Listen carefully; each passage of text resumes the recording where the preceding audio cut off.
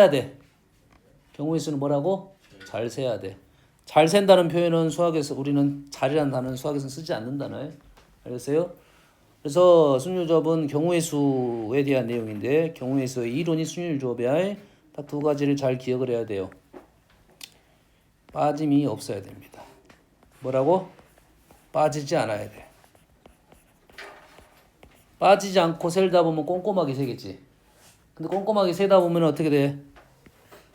중복이 발생합니다. 중복이 없어야 됩니다. 됐지? 근데 우리가 세다 보면 어쩔 수 없이 중복을 해야 되는 경우가 발생한다. 중복을 해야 돼. 어쩔 수 없이. 어쩔 수 없이 내가 중복을 어쩔 수 없이 중복을 허락을 해야 됩니다. 어쩔 수 없이. 그러면 그 중복을 해결하면 돼. 중복된 부분을 다시 제거를 해주면 되겠지. 그 제거하는 방법이 빼기 제거가 있고 나누기 제거가 있습니다. 빼기 제거가 있고 나누기 제거가 있어요. 뭔 말인지 알겠나요? 이해됐습니까? 빼기 제거는 몇 개 이렇게 했을 때가 빼기 제거고 나누기 제거는 어떻게 제거냐면 어떤 색이 제거냐면 똑같은 놈이 두 세트씩 있다. 두 쌍씩 있다. 똑같은 놈들이 세 쌍씩 있다. 똑같은 놈들이 3패까지 있다. 뭔 말인지 알겠나요? 내가 셌는데 똑같은 놈들이 3패까지 있다 이거지. 3팩으로 나눠줄 거다 이거지. 뭔 말인지 알겠나요? 네. 뭔 얘기인지 알겠지? 뭐 간단하게 예시를 들으면은 이런 거지. 뭐 주사위를 던졌어. 그러지? 주사위를 던졌을 때 2의 배수가 나오거나 소수가 나온다 이 말이지. 그럼 2의 배수는 세 가지고 소수는 2, 3, 5 세 가지인가요? 근데 2가 중복이 됐잖아. 그럼 빼기 1 하면 되겠지. 뭔 말인지 알겠니?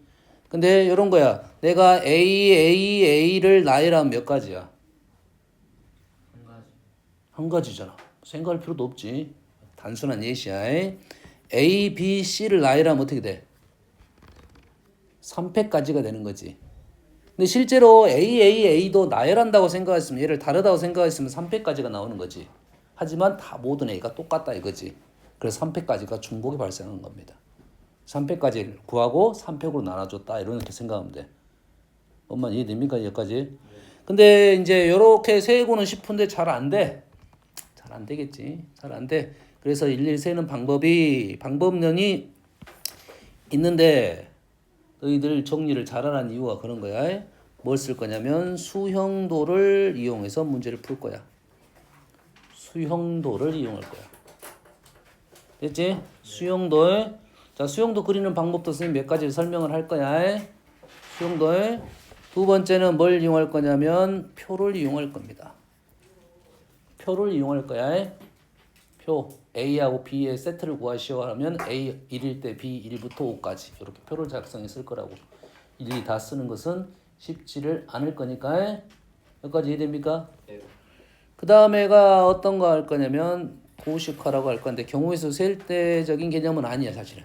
그림으로 표현을 해보았을 때 생각을 해서 문제를 풀겠다 이 말이 되겠습니다. 알겠죠? 이렇게 그래서 푸는 놈을 얘를 뭘로 바꿀 거야? 우리가 아는 이론적인 식으로 바꾸는 작업을 계속할 겁니다. 어느 선부터는 안 할 거야. 우리 뭐 중학교 때 좀 했던 내용들은 안 할 겁니다. 그러지? 연결을 시킬 거다고. 그림하고 식하고. 그러지? 그럼 우리가 식이 왜 이렇게 나왔느냐를 알아내는 게 중요한 거거든. 하지만 일일이 쓰는 것은 있어. 분명 일일이 쓰는 것이 있어. 됐습니까? 일일이 쓸 때 이러한 것들을 이용해서 문제를 풀 건데 우리가 뭘 잘해야 되냐면 정리를 잘해야 돼요. 경우의 수를 잘 세려면 정리를 잘해야 돼요. 정리를 잘해야 돼. 좀 어려운 단어입니다. 뭔 말인지는 몰라. 정리 정도를 잘해야 되는데 좀 더 우리한테 구체적인 단어는 분류를 잘해야 돼. 분류. 그래서 경우의 수 문제를 풀 때는 경우의 수 문제를 풀 때는 문제의 상황이 있잖아. 상황. 이런 상황만 풀어야 돼. 상황이 있을 거 아니야. 뭔 말인지 상황이 있을 거 아니야. 그럼 그의 반대적인 상황도 생각을 해야 돼요.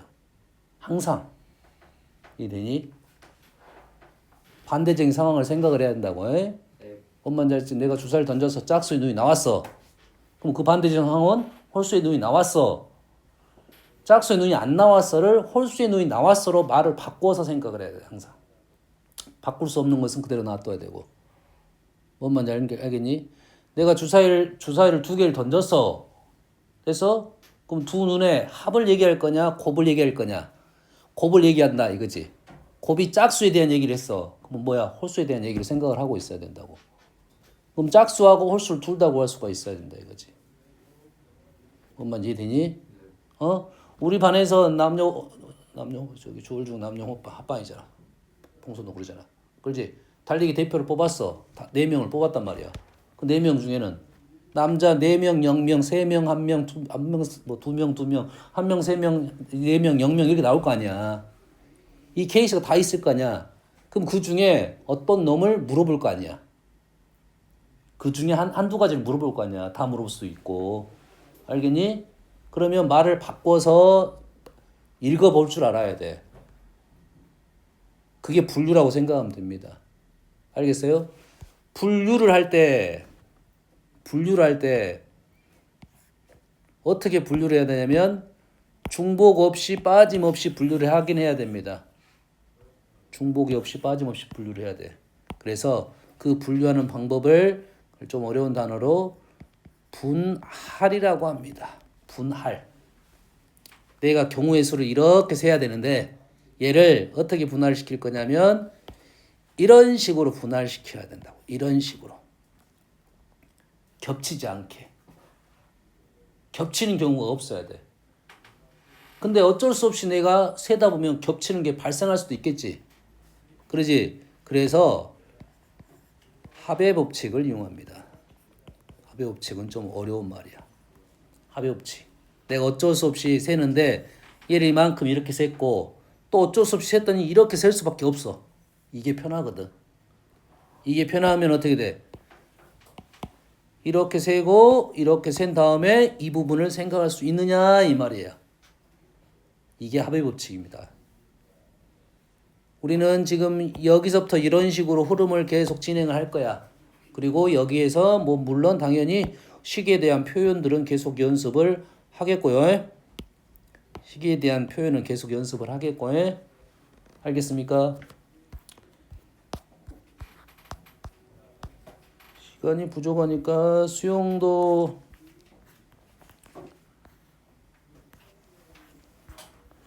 경우의 수 문제가 싹 빠져버렸나 이 책에서.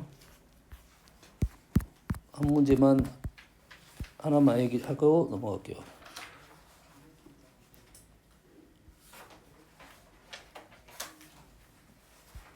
자, 하나가 뭐냐면 교란순열이라고도 하고 완전순열이라고도 합니다. 교란이 너희들한테 조금 단어가 어감이 좋아서 뭔 말인지 느낌이 좋아서 교란순열 많이 쓰는 거고 수학적 용어로는 보통 완전순열이라는 단어를 쓰고 있어요. 나열을 하는데 어떤 내용이냐면 이런 내용이야. 1번부터 5번까지 줄을 섰습니다. 1번부터 5번까지 줄을 섰어. 근데 1번은 1번 자리에 안 섰어. 1번 첫 번째 자리에 안 섰다. 2번도 두 번째 자리에 안 섰다. 표현 자체는 우리가 보통은 이런 식으로 표현합니다. 했습니까? 또는 어떻게 표현하냐면 함수적으로 표현할 거야.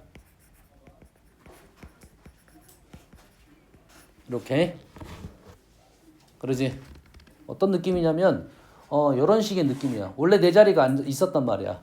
그 쉬는 시간 갔다 와서 다시 와서 내 자리가 아닌 자리에 앉았다 이거지. 운동장에서 놀다가 가방을 내려놓고 운동 놀다가 어두워져서 가방을 가져갔어. 가져갔는데 그 가방이 내 가방이 아닌 거야. 모두 자기 가방이 아닌다 이거지. 알겠나요? 그러면 얘는 누구랑 누구를 연결시킬 거냐면 자 이런 함수적인 표현. 대응입니다. 대응이 뭐야? 짝을 지었다 이 소리야. 한 놈과 한 놈을 짝을 지었지. 그렇지? 그럼 한 놈과 한 놈 짝 짓는 방법은 보통 우리가 요 놈이 가고 요 놈이 오고 이거는 불편해. 한쪽 방향으로 가는 게 편합니다. 양쪽 다 오는 건 불편해. 한쪽은 그냥 넌 가만히 있어. 내가 갈 테니까 이런 방법이야. 그래서 수용도를 그릴 때 이렇게 그립니다. 여기다가 F1, F2, F3은 놔두고 여기다가 줄을 세울 거야. 이해됩니까? 지금 몇 개만 했냐면 3개만 했어요.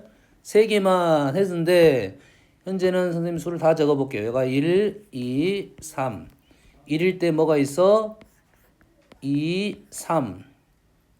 2일 때 3, 2. 지금은 내가 다 쓰고 있는 중입니다. 이렇게 지금 수용도를 쓰겠다 이 말이야.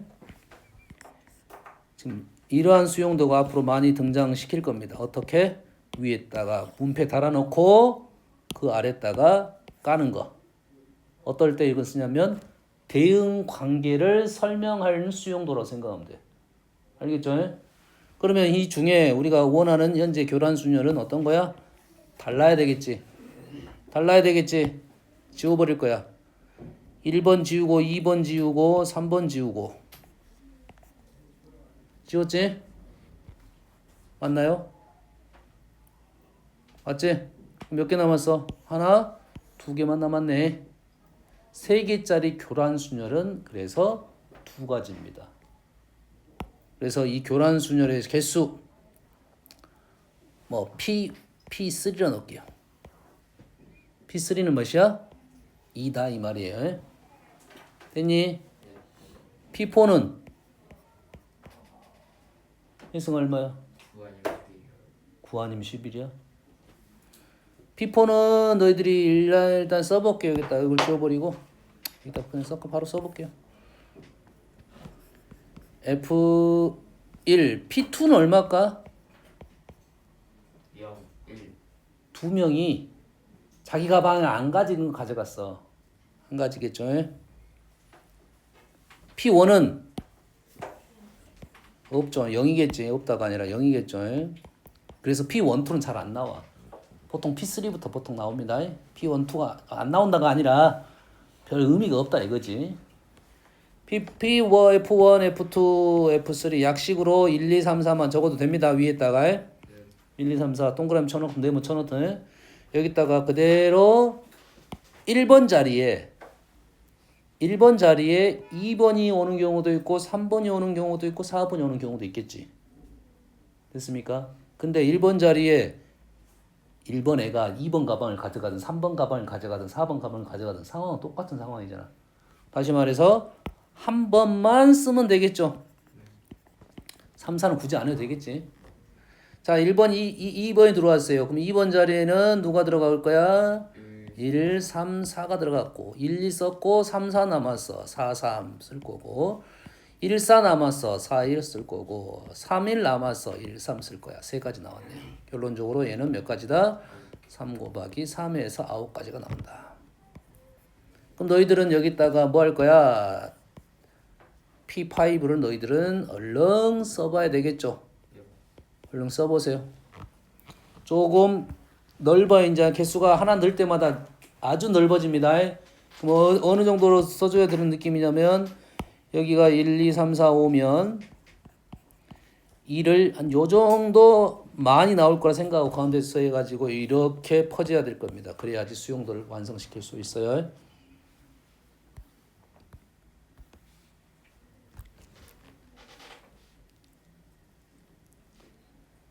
그거는 붙여주는 게 좋아.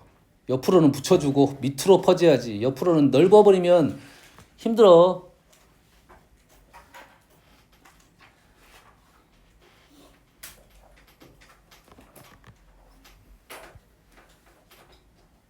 본인 스스로가 나와야 됩니다.